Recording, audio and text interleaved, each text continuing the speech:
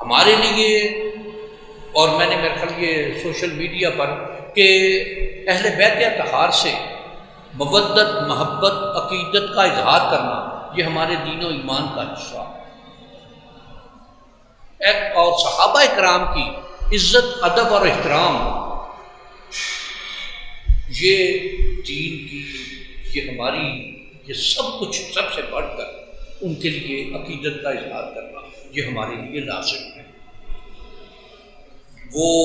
ابو بکر ہوں، عمر ہوں، عثمان ہوں، علی ہوں رضی اللہ تعالیٰ عنہم، تو یہ ہمارے لیے اس میں ایک کہ میں نے جو یہ بات گزارش کی کہ ایک واقعہ ہے کہ حضرت امام احمد بن حنبل رحمہ اللہ تعالیٰ،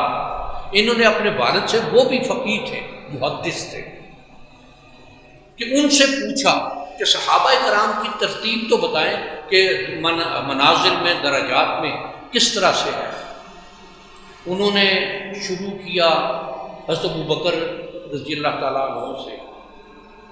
اسی طرح سے چلتے گئے، لیکن چوتھے نمبر پر انہوں نے حضرت علی کرم اللہ تعالیٰ وجہ الکریم کا نام نہیں لکھا۔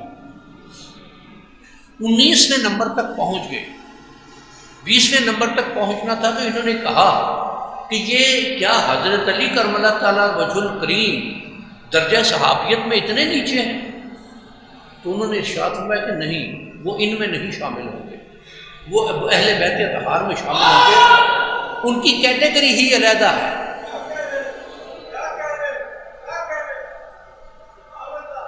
اب ایک خارجیت کی ایک نئی قسم سامنے آئی ہے، اور وہ لوگ کچھ ایسے اصحاب کو دیکھیے، اور وہ اصحاب ایسے ہیں کہ جن کے بارے میں ہمارے بزرگوں نے، بڑوں نے کف اللسان کا لفظ ارشاد فرمایا ہے کہ ان کے بارے میں بات کوئی نہ کرے۔ یعنی ایک اس کو میں اس میں ایک بات جو سمجھا ہوں کہ شاید مدح والی بات تو ان کی کوئی نہیں ہے،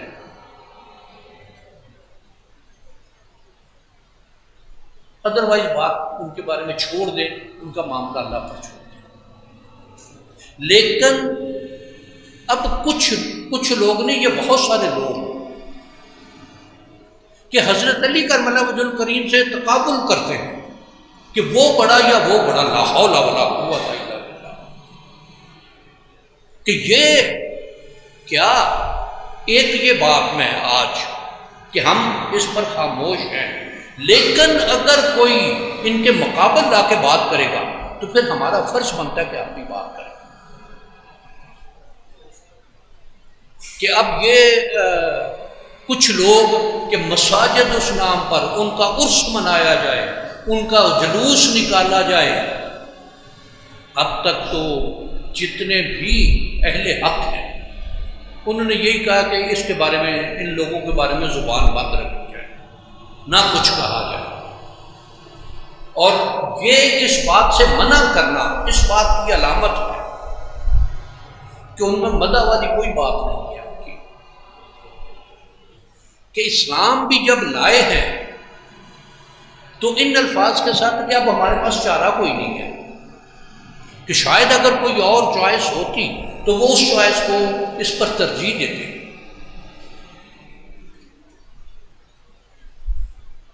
اور تقابل کس کے ساتھ کر رہے کہ جنہیں ذات سید کائنات صلی اللہ علیہ وآلہ وبارک وسلم نے کل ایمان قرار دیا، اور تقابل کہ وہ ذات جو عشرہ مبشرہ میں شامل ہے، اب یہ اور کسی سے ہو نہیں سکتا، تو اس کے لیے، اور یہ بات روایات میں موجود ہے کہ جھوٹی احادیث گڑوائی گئی۔ اب مثلا ایک یہ کہ اس کا گھوڑے کے نتنے میں لگنے والے ریت کے ذرے بھی وہ ہر شہر سے بلند تر ہے۔ انا للہ و انا الیہ راجعون، یعنی یہ ایسی بات ہے کہ جس پر تبصرہ کرنا بھی، کہ کیا وہ لوگ جو، اور قرآن مجید میں اولین کے لیے اور آخرین کے لیے دو کیٹیگریز ارشاد فرما دی۔ ایک موقع پر جب مکہ پر حملہ کرنے کی تیاری ہو رہی تھی تو اس تیاری کے حوالے سے منع فرما دیا کہ اس کی خبر نہیں نکلنی چاہیے۔ حاتب بن ابی بلتع رضی اللہ تعالیٰ کہ ان کے بارے میں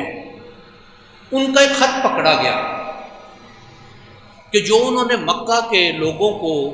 اس تیاری کے بارے میں لکھا تھا۔ حضرت عمر فاروق رضی اللہ تعالیٰ عنہ نے اجازت طلب کی کہ انہوں نے حکم عدولی بھی کی ہے اور خبر باہر پہنچانے کی کوشش بھی کی ہے، اور اجازت طلب کی کہ ان کا سر اڑا دیا جائے۔ تو نبی کریم صلی اللہ علیہ وآلہ وبارک وسلم انہوں نے یہ بات ارشاد فرمائی کہ حاتب بدری صحابہ میں سے، کہ غزوہ بدر میں انہوں نے حصہ لیا، اور یہ بات بھی ہے کہ بدر کے صحابہ جنہوں نے اس غزوہ میں، اس جنگ میں، اس مقابلے میں حصہ لیا، بعد میں جب خلافتیں قائم ہوئیں تو اور وظائف مقرر ہوئے تو بدری صحابی کے لیے باقیوں سے بلند تر ان کا اسٹائپنڈ تھا، ان کا وظیفہ تھا کہ اگر باقی کو 3000 مل رہا ہے تو بدر کے صحابہ کو 4000 ملتا تھا۔ یہ ان کی حیثیت، اور کیا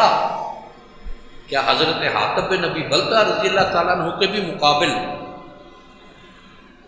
فتح مکہ کے موقع پر مسلمان ہونے والا آ سکتا ہے؟ کجا مولا علی کی ذات۔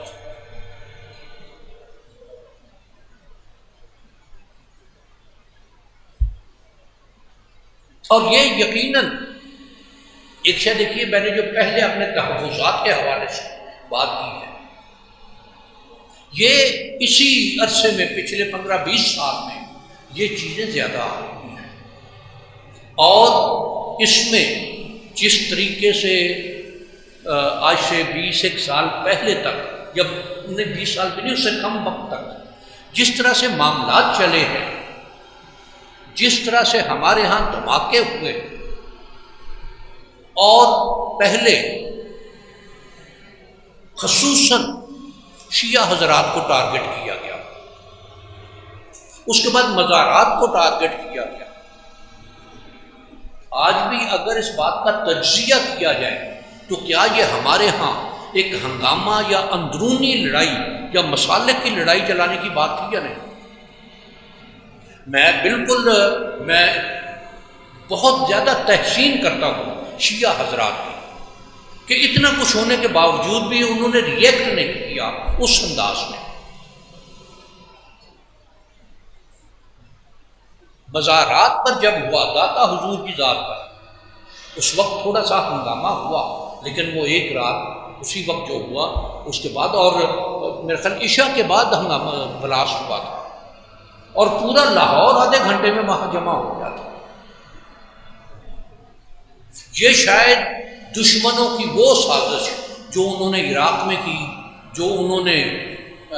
شام میں کی، جو لیبیا میں کی، افغانستان میں جس طرح سے وہ، خیر ان کا تو یہ شیعہ سنی والی بات تو نہیں ہے، یہ تو ہمیشہ سے ہی لڑتے آ رہے ہیں آپس میں، لیکن لیبیا میں جو کچھ، یہ جو ممالک تباہ کر دیے گئے، اور خاص طور پر یہ وہ ممالک تھے جو فوجی انداز میں آگے نکل رہے تھے، یا اپنی فوجوں کو جو مضبوط کر رہے تھے۔ کیا اب یہ کوئی نئی چال یا نئی سازش تو نہیں ہے پاکستان کے حالات کو خراب کرنے کی، کہ اور کسی طرح سے قابو میں نہیں آئے تو چلو اس طرح سے قابو کیا جائے، اس طرح سے ان کے ہاں فساد پھیلایا جائے، اور اس فساد پھیلانے میں جب فساد پھیلے گا تو ملٹری اندرونی محاذ پر مصروف جب ہوگی تو یہ چیزیں اس میں ویجیلنٹ رہنا، کہ جس طرح سے ہمارے ہاں پہلے ان معاملات کو اس انداز میں ڈیل کیا گیا کہ جو جہاں کہیں کسی امام بارگاہ میں، کسی جلوس پر، اور خاص طور پر شیعہ حضرات کے جلوس پر ہوا تو اس کی مذمت سب نے کی، اس کی مذمت بریلویوں نے بھی کی، کچھ لوگوں نے نہیں کی، وہ آج بھی اسی جگہ پر کھڑے ہیں۔ مزارات کے سجادہ نشینوں نے بھی مذمت کی۔ مزارات پر جب یہ اس طرح کی بات ہوئی تو یقیناً شیعہ حضرات نے بھی اس کی اسی طرح سے مذمت کی۔ یہ چیزیں اس میں، اور پھر کافر کہنا، ایک کفر کے فتوے دینا، یہ تو بس اللہ تعالیٰ معاف فرمائے۔ کون صحیح مسلمان ہے، کتنا مسلمان ہے، کس طرح کا مسلمان، یہ تو جب اس کی بارگاہ میں پہنچیں گے تو پتہ چلے گا۔